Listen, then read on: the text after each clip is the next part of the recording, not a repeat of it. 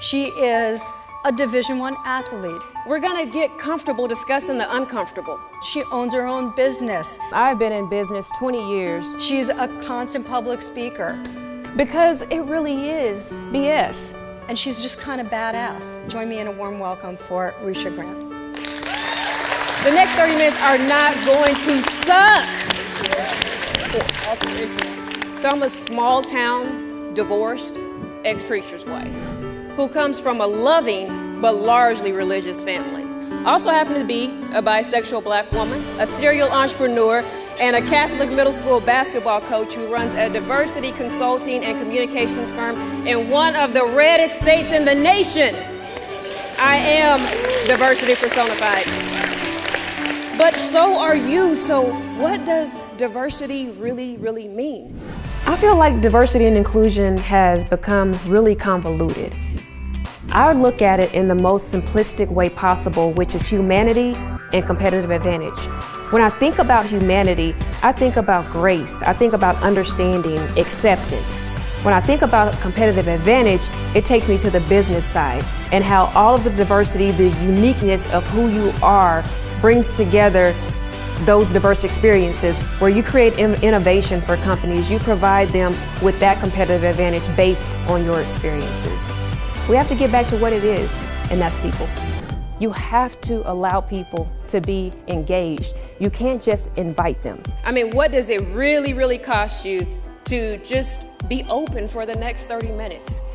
What do you think causes division? Companies say all the time, we're having diversity problems, we need to bring you in. I'm the problem, you're the problem, we're the problem. All the bias that we bring to the table is the problem.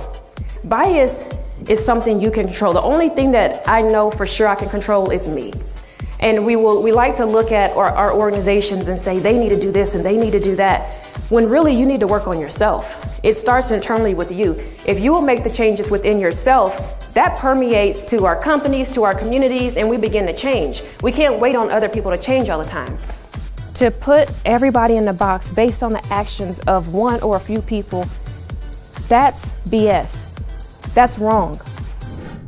Now let me take you back to 8th grade science for just a second. A synapse is how our brain communicates between brain cells, usually in one direction. That's how I feel we treat our bias. We think about people in one direction, which is usually negative. So I came up with a term called bias synapse, which is a play on the word she said, because it really is BS. Diversity is usually presented as this huge, complicated concept. I just don't see it that way. What I've learned is companies don't have diversity problems. They have people problems. I solve people problems. Permission Granted provides a 3-step process. The process teaches you to identify, own, and move through your BS. Additionally, it just gives you permission to feel how you want to feel. And what happens with our unconscious bias, and let me give you my definition for that because it's a little different. It's an unrecognizable part of our upbringing. This happens from the people that we love and the people that we care about that raised us or have been a part of our lives. When you learn about that stuff from people that you love and that you care about, you don't really question it too much. You know, I was taught, listen, when you're around white people, you need to dress better, speak better, you need to know more.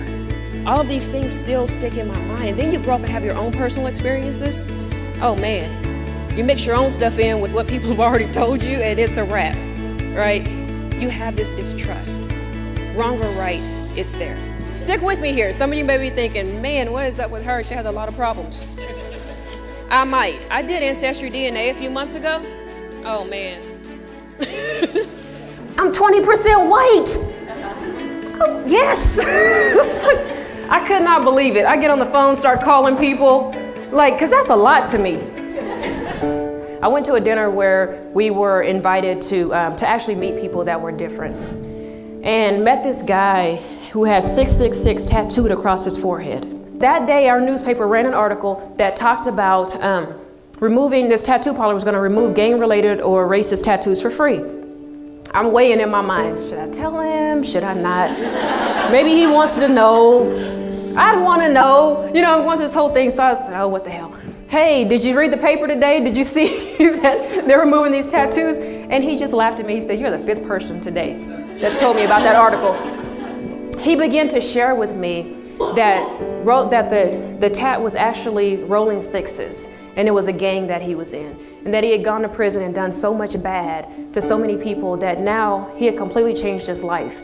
He said, and other people in gangs, they see me living my life different. They know by this tattoo that I'm living my life different, and I've led so many people out of gangs. Wow. Forgive me.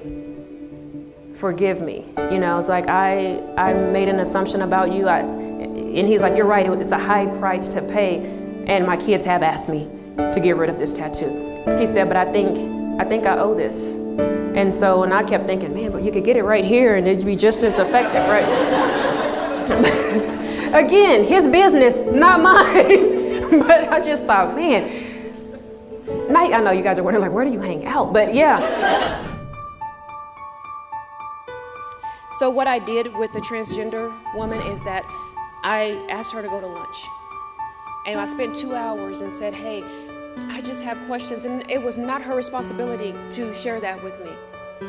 It was not her responsibility to school me or educate me. But most people are willing to talk if you'll just take the chance to get to know them. When I started to play basketball, I absolutely hated it. Hated everything about basketball. But I had my older cousins that made me play. Well, I had one older cousin that began to take notice, saw me practicing. He began to work with me, taught me how to shoot the ball, taught me how to pass the ball. But when they would try to come and guard me, he would block them. He would allow me to shoot the ball. He would allow me to touch the ball. Unlike my other cousins who would just say, no, pass it back, hurry up, pass the ball back. It was horrible. I parlayed that because he included me into a full scholarship to a Division I university. If you want to affect change in someone's life, you do that through inclusion. I just want to say there's no them, there's only us, all of us. That's it. Please don't allow your corporate culture to be at odds with the communities you serve, or most importantly, your employees. Permission granted to feel however you want to feel about issues surrounding diversity and inclusion, but get your bias synapse in check because it really is all bullshit. Thank you guys so much for having me.